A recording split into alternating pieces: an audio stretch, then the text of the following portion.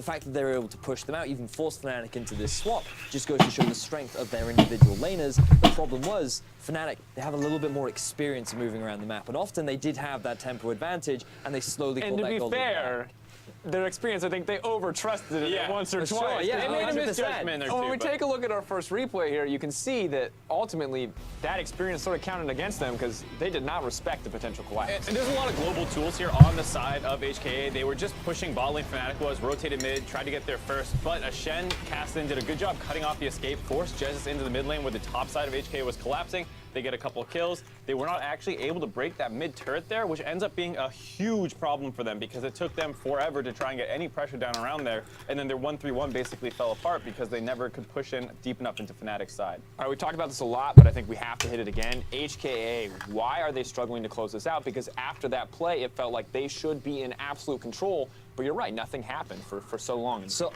the reason why I think this exists is because Godquai needs to be their facilitator. I think that he's one of the big engagers. I think that when we saw the most success out of him was he was on picks like Jarvan specifically.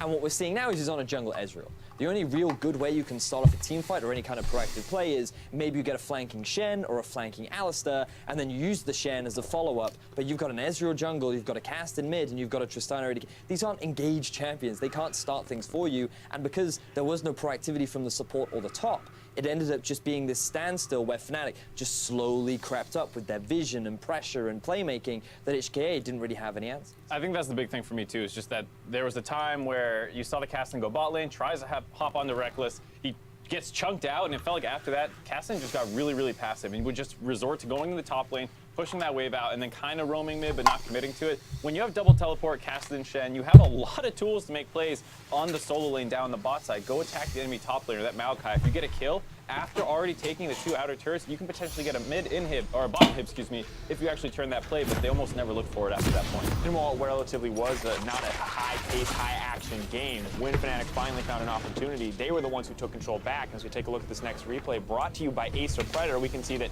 hey, Caps may have suffered early game, but you give this man a shot, he is going to take it. And it's just them wandering through the jungle. They find an Ezreal who's not respecting the fact that Fnatic are pushing at mid. Even through the Shen ultimate, it's not enough. And the Miasma really just locking down the ability that you do have on Ez, which allows Fnatic to very quickly translate over to the Baron. The one play that they needed to break this game back in their favor, but you have to say that Fnatic was doing a great job dealing with the 1-3-1 already. They hadn't lost an objective after that 15-minute mark, basically, and they are able to cleanly convert onto the Baron, something that HKA really struggles with as well. If they do get a pick off, it doesn't feel like they quickly turn that around, and you see just how fast that gold graph exploded into Fnatic's favor. And it's just the thing that we saw from the group stages now translating into these elimination matches, because Fnatic, we know that it's not uncommon for them to fall behind in the early. It happened a lot against Young Generation, even against Chaos Latin Gamers. They should have fallen behind early, but they just were able to outplay their opposition. And now HKA, talented individuals, are finding avenues to get that lead, but then they're not translating it later on into the game. And Fnatic are just finding these opportunities in the mid to late. And I think that's the frustrating thing, is because as good as Fnatic played in the late game, ultimately we have to wonder, you know, like, what can HKA do if this is such a big issue? Because if it was picks advance, we could talk about different champions. But when you're not able to reliably snowball these leads,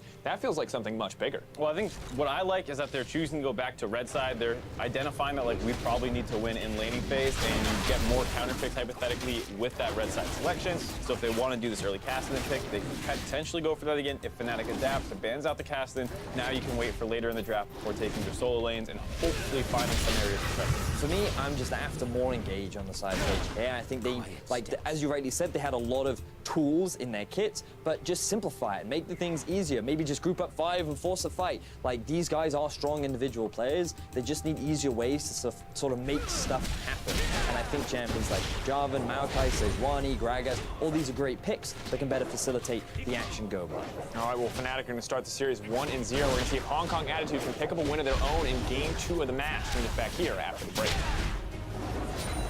Stuff. I don't think we can really expect anything too different there. Like I said, Ryze is probably going to be a permaban. Mission just simply doesn't play it, and I like to think that Ryze is really climbing up the ladder of priority picks for that mid lane.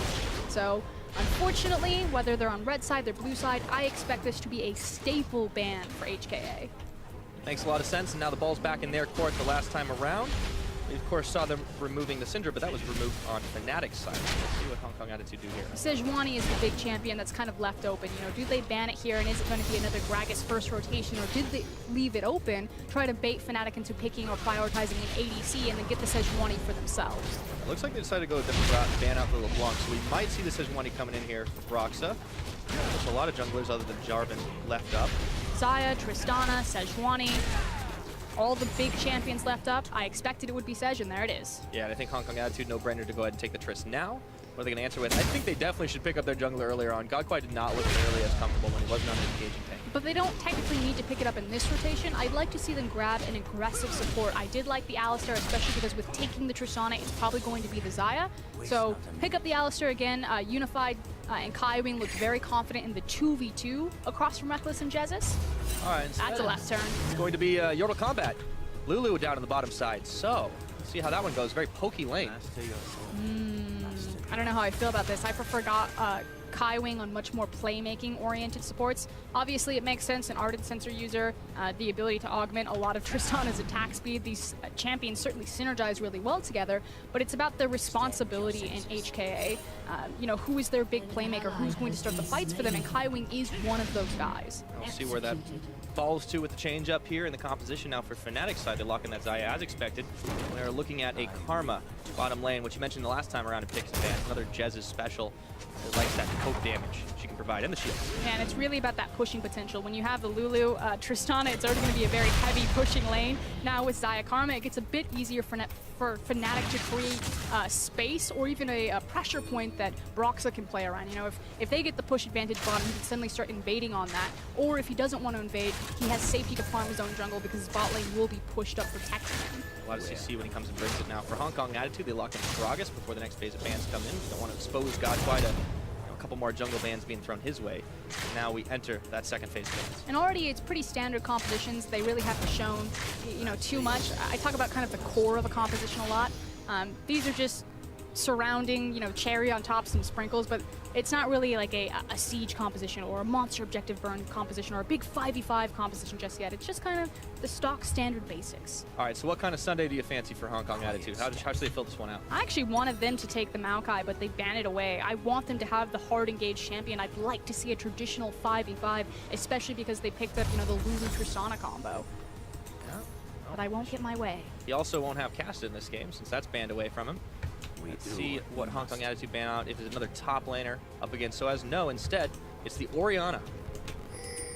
Trying to deny a lot of wave clear options, or more wave clear options from Caps. Trim down that pool a little bit. Still think Caps has more than viable options left for him. Oh yeah, he's got a pretty solid champion pool. We've seen him pull out some really interesting stuff when he doesn't get a lot of the champions he wants. His Aurelian Soul hasn't been touched. It's always a possibility. I want to talk about being able to roam down. He doesn't have to be worried about being isolated in the lane when he never has to be in lane. If you won't come to me, I will come to you. Well, that is sometimes what Caps likes to do. Now for Hong Kong Attitude, balls back in the airport to try and pick up. So looking for the top lane, looking for the mid.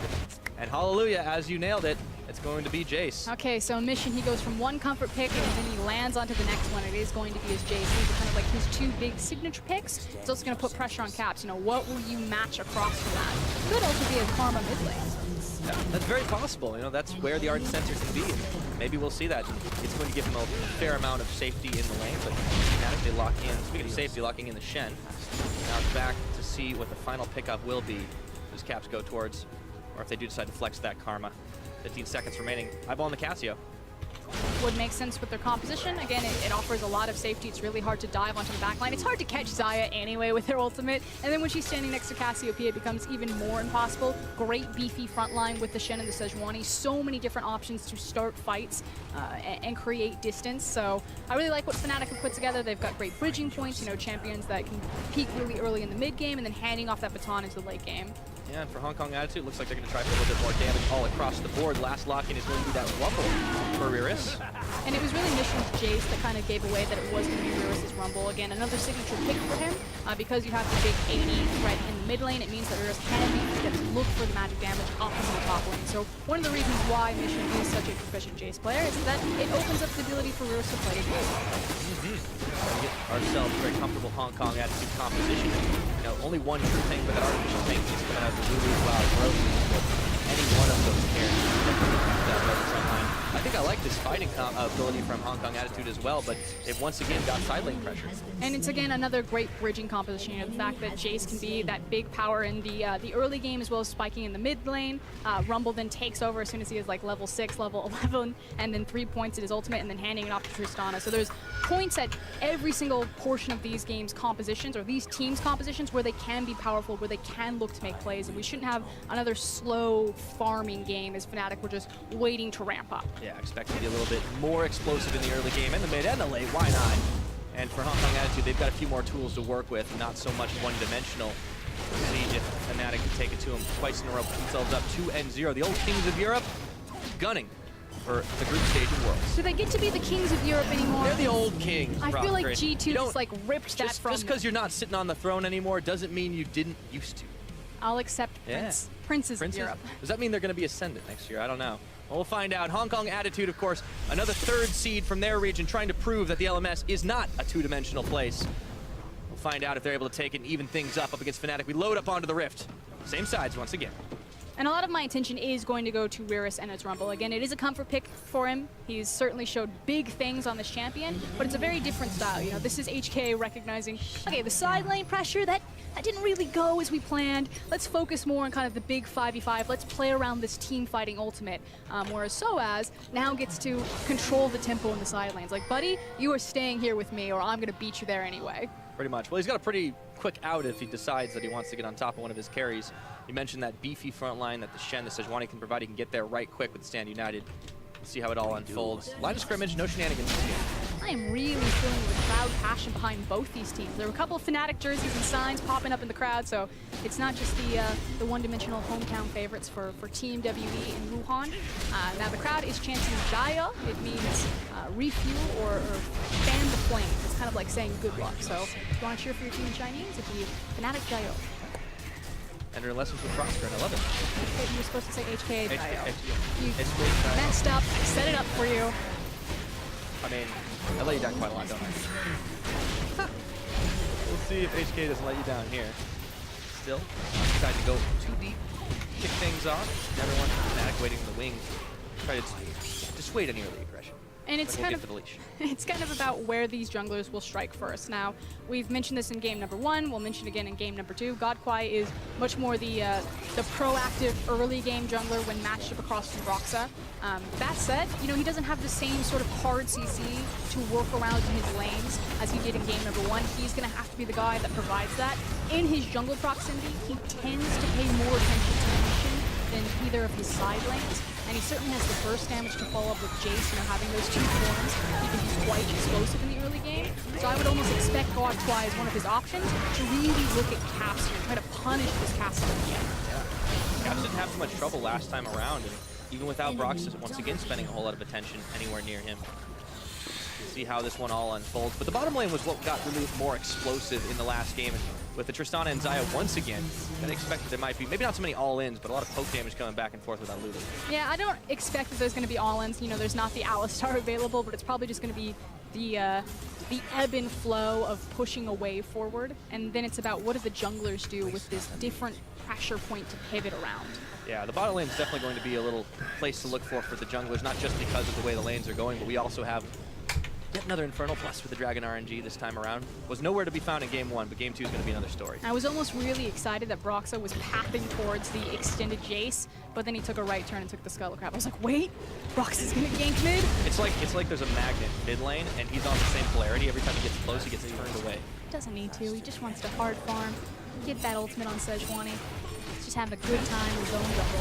And Caps isn't doing too terribly either. Every time he takes a little bit of damage, you can see he backs off just a skosh, hides behind that minion wave, and makes sure that Mission can't really follow through on him.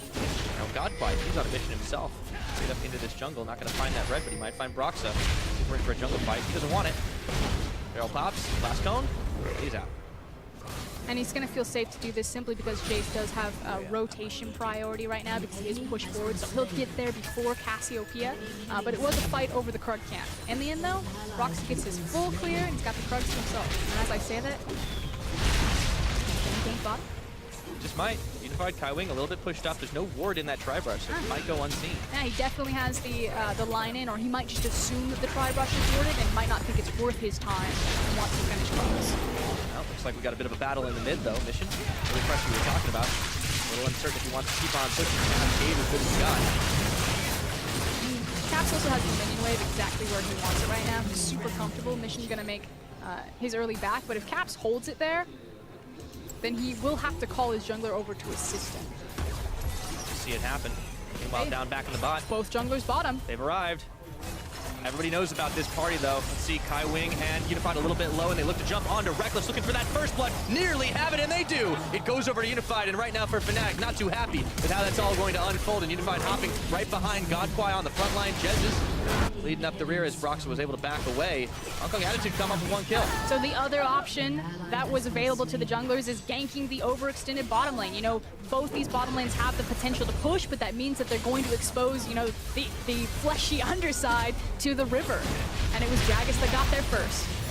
Superior vision, superior positioning, and they're able to do it. And even in a 2v3, Broxah and Jezz is trying to make sure that Unified Kaiwing and Godquai can't all push it off for free. And I will note that both their trinkets are down.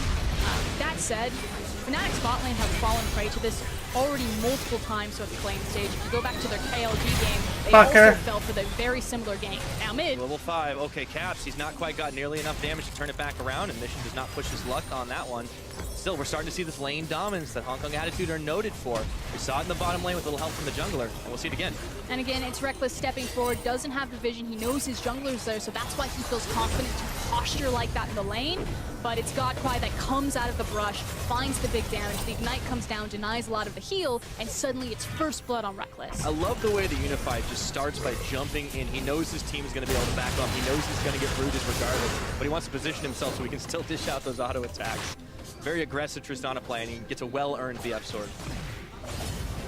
Back up towards the top side now, Soaz giving Reavers a run for his money, and there's a level 6 advantage, so if he wants to get involved, he's going to have a little bit of an easier time for it, but that's just pretty much equalized right off the bat. Yeah, it's not even just the fact that he has a faster route towards the bottom side of the map, which makes those plays that much riskier for HKA, knowing that they'll have to deal with. God damn you! But it's also a CS advantage that Soaz has accrued over this Rumble. Yeah, so even though the bottom lane and mid lane might be going well for Hong Kong Attitude, the top's a little bit of a different story right now, and they're going to want that Rumble to be in a good position when he starts ramping up for the fight, but Shen might be just a little more valuable. I mean, the nicest thing about Rumble is that he's still a fairly low recon champion. It's adjusted a little bit as we've kind of changed him over the course of time, but ultimately, you get points in your levels and you still do a lot of damage. Yeah, and the Equalizer is pretty useful all the same, especially when people start bunching up in tight corridors. Shut up. You're not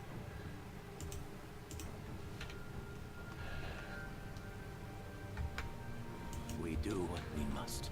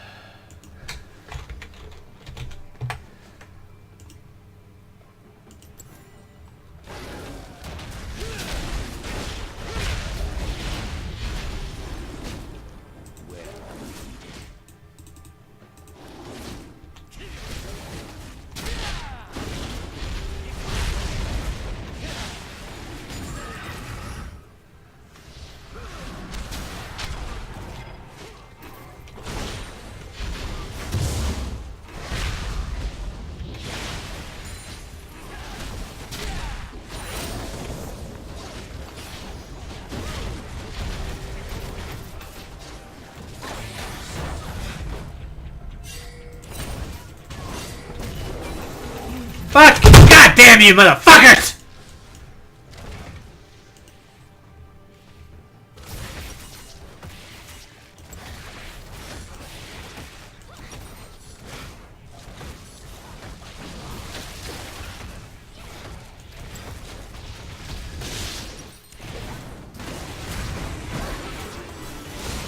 Has been slain. An enemy has been slain.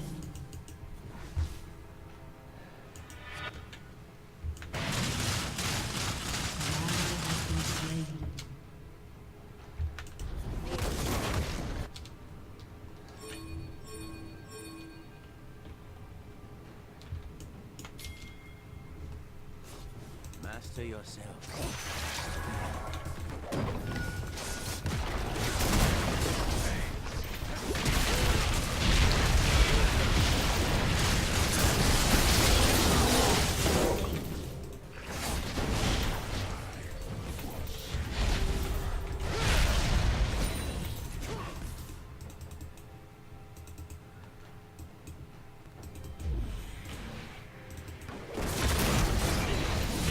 Fuck you, goddamn you, fucking asshole!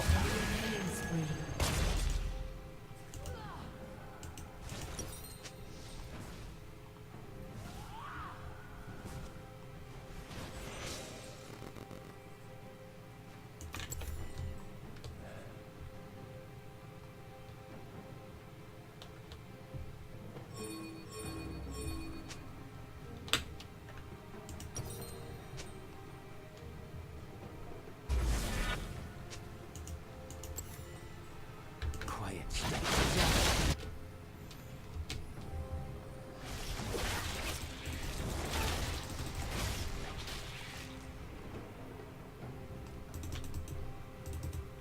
Master yourself. Master the enemy.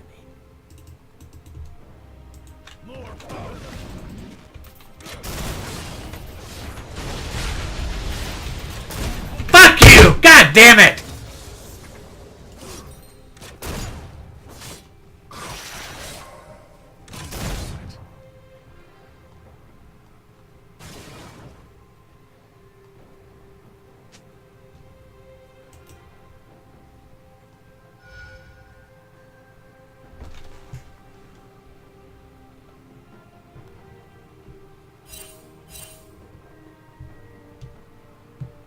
An enemy has been slain. An ally has been slain.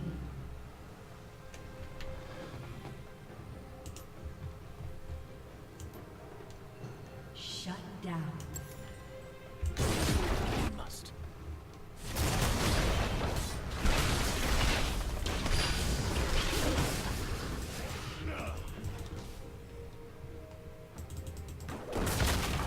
I will atone.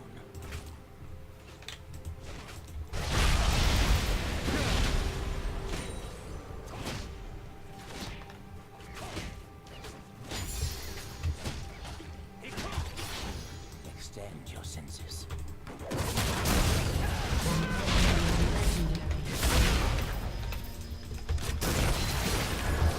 Fuck you!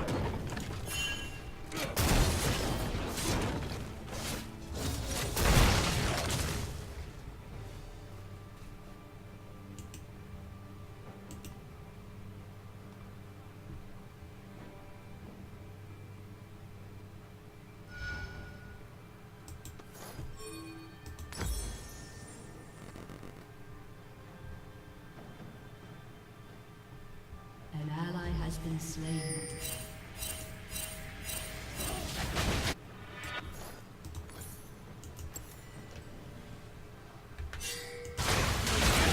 Destroyed. An ally has been slain.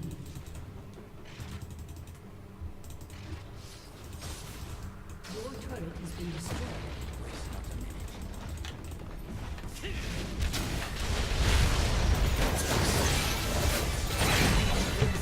God damn it!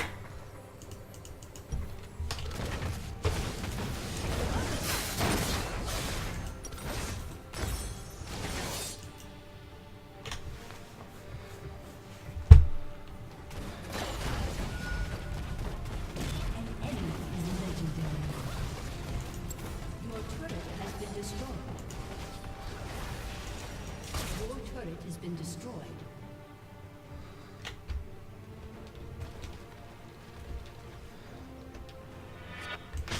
Your center.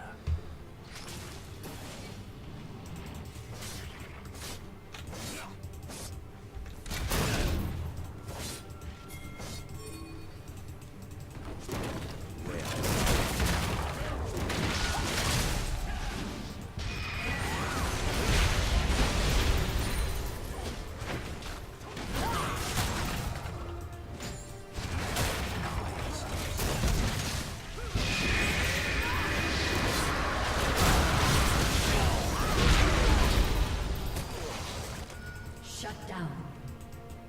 An enemy is legendary.